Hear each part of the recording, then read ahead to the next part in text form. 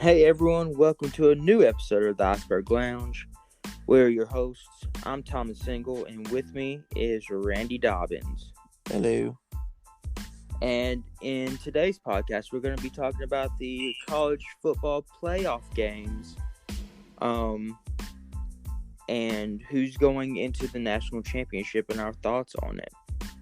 But first, we're going to be talking about a Spotify question that we posted in our last episode because we have a response to it. Our last podcast was on Spider-Man No Way Home review, and if you want to go and check that out, go ahead. But no, if you haven't seen it yet, there is going to be spoilers, so just be careful. But our Spotify question in that episode was, how would y'all rate Spider-Man No Way Home on a scale of 1 to 5? Well, we have an answer, and it's from a fellow podcaster, from Joseph Watts, one of the hosts of In Our Thoughts podcast, and he said it was a 5 out of 5. So if you want to answer one of our Spotify questions, go to Spotify, look up the Iceberg Lounge, and go answer our Spotify question, and maybe your comment will be read on the next episode of the Iceberg Lounge. But let's go ahead and talk about the Georgia-Michigan game. You had number 3 Georgia versus number 2 Michigan.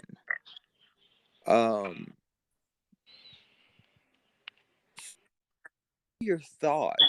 Georgia ended up dominating Michigan 34-11. Like I didn't watch the game, but I kept up with it. And at halftime it was like 27-3. I was like, yeah, Georgia's gonna win. Yeah, and it looked like after halftime, because it had Georgia in the first quarter, got 14 points. Second quarter got 13. First quarter, they kept Michigan scoreless. Second quarter, they allowed Michigan to get a field goal. But then at the third quarter, it almost looked like Michigan stepped up their game because both teams were scoreless in the third quarter. And then Georgia actually scored a touchdown where Michigan scored 8 points. So Michigan actually scored more in the fourth quarter than Georgia did because Georgia scored 7, Michigan scored 8. But sadly, Michigan waited too long, apparently, to start really playing, and so they lost 34-11. Also, I got the stats here if you want me to go over those. They're honestly fairly close on most of them. Really, yeah. Go ahead and tell us a few. So Georgia had 21 first downs, where Michigan had 16. Mm-hmm. Georgia's third down efficiency was 10 out of 16, and Michigan's was 8 out of 15. Okay. Fourth downs, Georgia was 1 out of 1. Michigan was 0 out of 3. Okay. Now, this is the only one I can see where it's kind of not close, was the total yards. Michigan had 328 total yards, where Georgia had 521. Yeah, that seems like where they kind of beat them at. Passing yards, Georgia had 331, but Michigan had 237. Yeah. So that's fairly close on passing, at least. Yeah. The completion attempts rate for Georgia is 21 out of 31, and Michigan's 18 out of 36. Mm-hmm. And Michigan had 2 interceptions where Georgia had none. Yeah. Rushing, Georgia had 190 rushing yards, and Michigan only had 91. Oh. But the rushing attempt for Michigan was 27, where Georgia had 35. Hmm. And yards per rush for Georgia was 5.4, and for Michigan it was 3.4.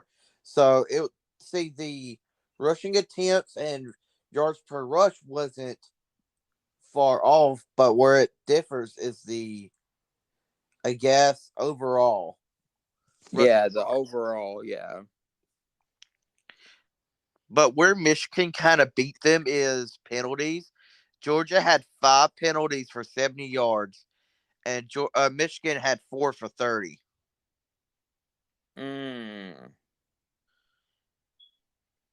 Georgia had zero turnovers, where Michigan had 3, 1 fumble, and 2 interceptions. Yeah. And the possession was 34 minutes and 15 seconds for Georgia, and 25 minutes 45 seconds for Michigan. So everything was fairly close, except for like the passing Yeah. yards. Yeah. Exactly. Um. The stats show it was a fairly close game, but the score was not. Exactly. And let's not forget, this was for the Capital One Orange Bowl. So they were fighting for the second oldest bowl championship in college football. So, um, the attendance was actually 100%. Stadium was full. The capacity of the actual stadium at Hard Rock is 64,767, and the attendance of the actual game. So this was actually over capacity. Was at 66,839 people. What was the capacity of it? 64,767. Hmm. So is just a little over. Yeah, it was sold out in the Miami Gardens, Florida, in the Hard Rock Stadium. But yeah, congratulations to Georgia. They move on to the national championship game. So now let's move on to Alabama versus Cincinnati. Um, Now we've talked about this game um in a pretty much in a previous episode when we were talking about what were we talking about again? It was the oh yeah, the conference championships. And we pretty much were saying that Cincinnati seemed like they were going to be fed to the dogs basically. By the way, the attendance for this was at 76% capacity. It was the capacity is 100,000, but attendance was 76,313. Yeah, which is interesting. It was in Arlington, Texas, at the AT&T Stadium, which I believe is the biggest stadium in America. Yes. Um, so this game was not sold out, unlike the other one. Well, Um, here's the thing though. The Georgia Michigan game sold out like overnight. yeah, And plus, it was, to me at least, the bigger of the 2 games. yeah, I could see that. I could see that. Because where Alabama is playing Cincinnati and has won countless championships over the years, Georgia and Michigan are fighting for their first one in decades. True. I would still think though that Cincinnati, or at least the Cincinnati fans, would have shown up a little bit more. Now, this is a bigger stadium, and honestly, they had more people come to this game than the Georgia Michigan game. So the stats can fool you a little bit because it's like, oh, where they wasn't sold out, but this also is the biggest stadium in America compared to Hard Rock. Yeah, So wasn't it? Didn't you say it was 66,000 people? yeah, and the capacity was 64, whereas this capacity is 100,000. And it was 76,000 people there. Yeah. So, but going into the game, we saw this as a interesting matchup. I told you that if Cincinnati did win, usually I'm the type of guy where I root if Alabama isn't in there, I root for the conference. I know you're different about that, but I usually root for the conference. But in this happenstance, I told you that if Cincinnati wins, I'm rooting for Cincinnati just because of the underdog story. Yeah. If Alabama ain't in it, I don't care to watch it. Yeah. I ain't got no dog in that fight. All right. So we have Cincinnati, Alabama, uh, in the first quarter. Alabama scores 7, and Cincinnati actually scores 3. Now, at this point, like I thought Cincinnati, they had a chance. And I was like, this might be a close game. And then second quarter comes around. Alabama held Cincinnati scoreless, but Alabama scored 10. So now you're seeing the distance grow. Because at this point it would be 17-3. What do you think about the first half? Yeah, I knew from the moment that they showed the kickoff, I knew Alabama was going to blow them out.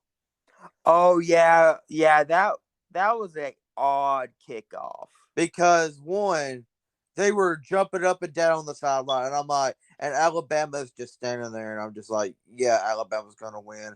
And then the kickoff, they started swaying back and forth, and you could tell our listeners, I looked at you and said, yeah, Alabama's winning just based on this kickoff. Yeah, because when they entered, their whole sideline was jumping, and I'm just like, one, I feel like y'all gonna tire yourselves out before the game even starts. And two, you could tell who has been there and who hasn't. Alabama acted like they've been there before because they have.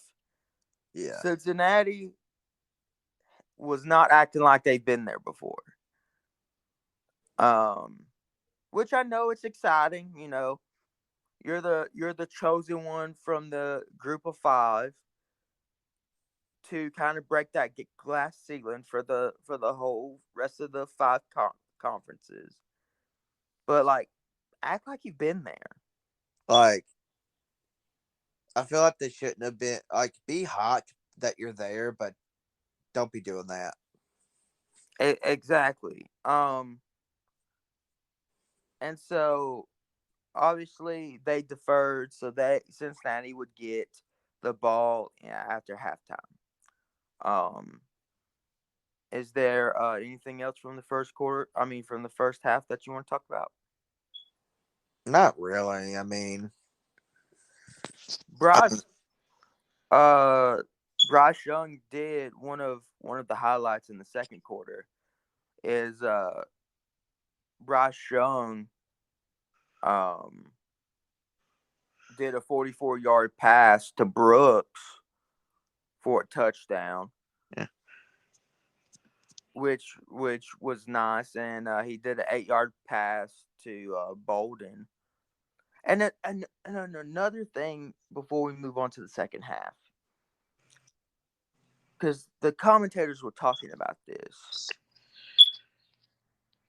Alabama played that game differently than they've played the whole year, because they were just they weren't passing, they were just running down their throats constantly. And they and it's just like it was different to see that they were running instead of passing. And I'm just like, okay, like cool. You know what I mean? Like I was like, it's a little different than we're used to. Yeah, it's all in which I can't Because we're say nothing because I mean Saban hides certain things for bigger games. I mean, he pretty much hid Tua Tagovailoa until he needed him. yeah. Which we're like I said, we're not used to seeing passing, and we're more used to seeing passing. But usually we get a mixture, equal mixture of both rushing and passing. But this game was more rushing. Yeah, but also this year has been mostly passing. True. And so them going from completely pretty much passing to okay, we're gonna run it down y'all's throat this whole game. Speaking of rushing, old B Rob, Brian Robinson Mm-hmm. had 204 rushing yards, which is the Alabama Bowl game rushing record now. Oh wow.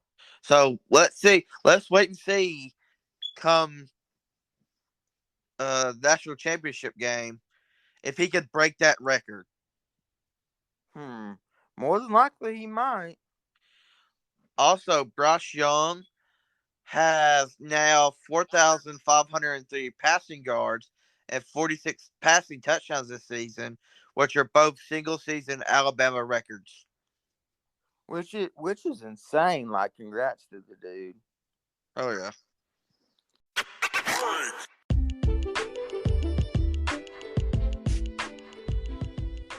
Hey, this is Thomas Engel from the Iceberg Lounge, and I'm here to talk to you today about Anchor, the easiest way to make a podcast. Anchor gives you everything you need in one place, and guess what? It's absolutely free, which you can use right from your cell phone or computer just like I do. They even have creation tools that allow you to record and edit your podcast so it sounds amazing. They'll even distribute your podcast for you. You don't even have to do it yourself. So it can be heard everywhere from Spotify, Apple Podcasts, Google Podcasts, and many more. You can even make money from your podcast with minimum listenership. So why don't you download the Anchor app or go to anchor.fm to get started. All right, now starting second half, something interesting happened. Cincinnati held Alabama scoreless in the third quarter, and they were able to score a field goal. So, I mean, I will say congratulations for Cincinnati on holding Alabama scoreless in the third. Yeah, not many teams could do that. Exactly, Georgia and couldn't even do that, and they're supposed to be like the best team in the country. exactly. So, props to Cincinnati for doing that. But in the fourth, Alabama said, "All right, our turn," and they held Cincinnati scoreless, and they scored 10, um, beating Cincinnati 27-6 and winning the Cotton Bowl, which is the fifth oldest bowl game in college football. And Alabama moves on to face Georgia in a Southeastern Conference national championship game. Before we uh go further on that, I want to talk about the stats real quick because the All right, stats give us the stats. are like vastly like some of them are so much different. Yeah. Where Georgia's and Michigan's were close, a lot of Alabama's is far off from Cincinnati's. Yeah. Cincinnati had 13 first downs and Alabama had 27. Mm. Cincinnati was 2 and 12 on third downs, was Alabama was 5 on 13. Okay.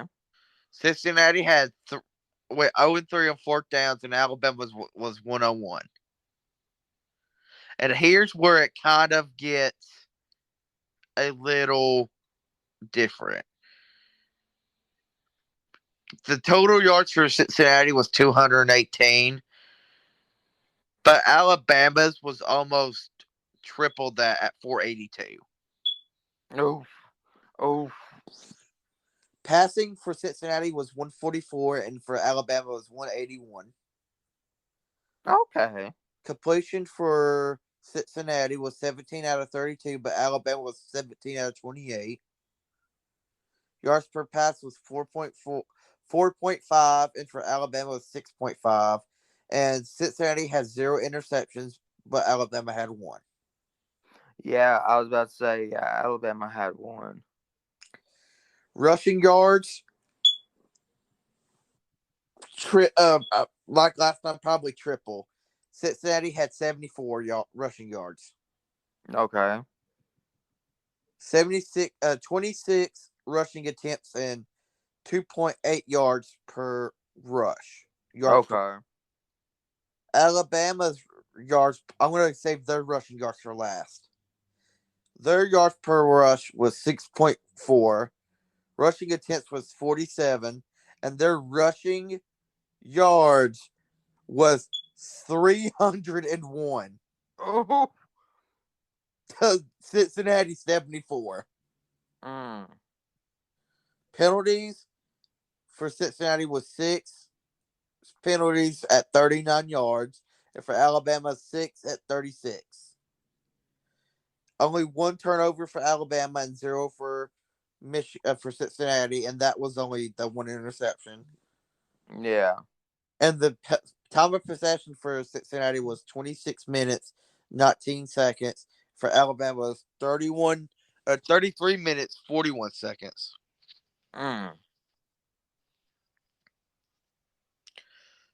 Yeah, the stats were fairly off.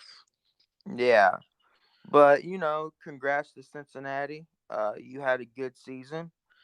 Congrats to Cincinnati. You showed up at least, I guess. Now they sort of did. Now, you gotta give them props. Now, if they didn't hold Alabama in the third quarter scoreless, I would say, It would have been more. yeah. Yeah. Um. But what we were talking about before we got to the stats, this is something I want to bring up. The SEC has been represented in 14 of the last 15 national championships, winning 11 of them. There, 3 of the last 11 games have included 2 SEC teams. This person goes on to say, "Stop the nonsense." Yeah, because the college football playoff to me was created to stop this. Yeah, and now 2 times since it's began have had 2 SEC teams in the playoffs. And it's just like, okay, Now, fit now it's one of those things to where y'all had the power to make this not happen. and now I feel like the next step with them being making a rule to where 2 teams from the same conference couldn't be in, which I believe is crap because if 2 teams from the same if there are 2 teams in the same conference and they're good enough to be in the playoffs, put them in the playoffs. Yeah, and I've talked about how you could easily fix this to where you will never have two teams from the same conference again face off. Um, with just allowing the conference champions in. Yes. Um, which I feel would fix that. But people would be like, well then Georgia having an undefeated season and them just losing in a championship game. That how does that seem fair? which it's not.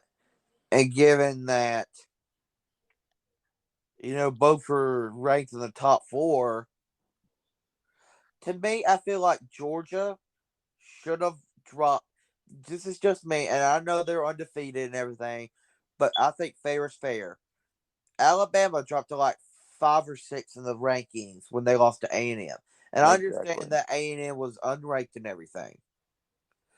But given the implications, I feel like Georgia should have dropped lower than what they did. I think the only reason why they didn't is the fact that they were undefeated in the regular season Yeah. and they only lost in their conference game. Yeah. But Because I told you going into that game, Georgia had nothing to lose. had nothing to lose because win or loss they were getting in. Alabama was the only one that had everything to lose. Yeah. By the way, interesting stat for you. Playoff wins in AT&T Stadium, okay? All right. The Cowboys have 3 playoff wins in AT&T Stadium, and so does Alabama. Oh, okay. Well, that's cool. I So mean, if just if if in Georgia that's Bryant Denny East, this is Bryant Brian. Denny West. Yeah, Yeah. Um. But yeah. So now it's a rematch: Georgia versus Alabama. Um. What are your thoughts going into this game I as we're think kind of wrapping up? I think Alabama's going to win, but it's going to be a closer game than the SEC championship game. Really? Yeah, I think it's going to be closer, but Alabama would win. Um. Yeah, I think this one is going to be close as well, just because of certain players Alabama has lost since then. Yeah, Um, and so you have Georgia, which they kind of have a bone to pick with Alabama because under their coach, they have never beaten Alabama. yeah, and Alabama is still the underdog. ESPN predicts that Georgia has a 58.4% chance of beating Alabama, and Alabama only has a 41.6 chance of winning. Which is insane considering the last game Yeah. where they Also, faced off. yeah. And Also, Alabama beat them by 20. yeah. Also, I have a couple more stats about Alabama. All right. Nick Saban has it. This is just since 2009. Alabama has 9 seasons with an appearance in a national championship game, and only 4 seasons without an appearance in it. Oh, wow. And these are the appearance in the national title game: 09, 11, 12, 15, 16, 17, 18, 2020, 2021. Yeah. And these in appearance that did not the years that did not appear in the title game: 07, 08, 2010, 13, 14, and 19. Okay. But yeah, so I think Alabama is going to win, and I personally don't think they're the underdogs because there's really no proof in it. Yeah, going into the conference game they were. Yeah, But when you beat a team by 20, how then can you still be the underdog? exactly. Which I feel like that's another kind of biased look at Alabama because it's Alabama. Also, I have a couple more stats. One's SEC related, one's college football at wide related. All right, get these last few in. Kentucky, right? All right, go ahead. And with their coach Bob Stoops, I think that's his name. Anyway, their coach has 10 plus win seasons in the last 4 years. He has 2 in the last 4 years. Okay, that was oddly random to what we're talking about. I said it was related to the SEC. But Kentucky, you know how many 10 plus win seasons they've had in the previous 102 years? What? 2. Mm. So I feel like he's doing a good job at Kentucky. Yeah. Now, this one is college football at large, and it has somewhat ties to Alabama. Alrighty. So, Notre Dame, which Alabama has played the last few years in like bowl games and national championship games. Go ahead. In the last 10 major bowl games that they have played, Notre Dame is 0-10. Which is related to Alabama because, the 2012 BCS championship game, the playoff game that they played against them. Yeah, I guess, yeah. So they're related. I guess. But yeah, we're gonna cover the national championship game after it happens, so be looking out for that. But here is going to be our Spotify question. And it's going to be, was it a mistake to put Cincinnati and Michigan in to the playoffs this year? So go on Spotify and answer that question for us, and you might get it read on the next episode of the Iceberg Lounge. What do you I think? personally believe it was not a mistake. At, because Michigan earned their spot. Cincinnati earned their spot by being the last undefeated team in the nation. I personally believe it was not a mistake. What about you? I don't think it was. Because they were the only undefeated team left and a conference champion. The only team I feel like was a mistake of being in the playoffs was Georgia because they had one loss and wasn't a conference champion. And by the rules of the playoff committee has said, they want conference champions in the playoffs. I'm just going by the playoff committee's own like rules or whatever. Yeah. So, who do you think would have been a better replacement for Georgia? Honestly, I don't even know if there would have been one. Um. Okay. That sounds weird, but like if you look at the rest of like the top 10, Yeah. you couldn't tell you. There's no one else besides Georgia that had a better season than maybe Cincinnati. Yeah. So like I Okay. don't think there would have been a better team to put in, but I don't know.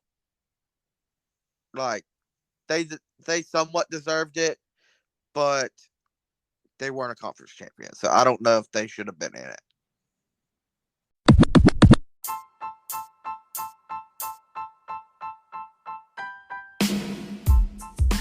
Want more content from me and Randy? Go check us out on Twitch at Iceberg Gaming TTV and Itsktowngaming, where we stream multiple games live.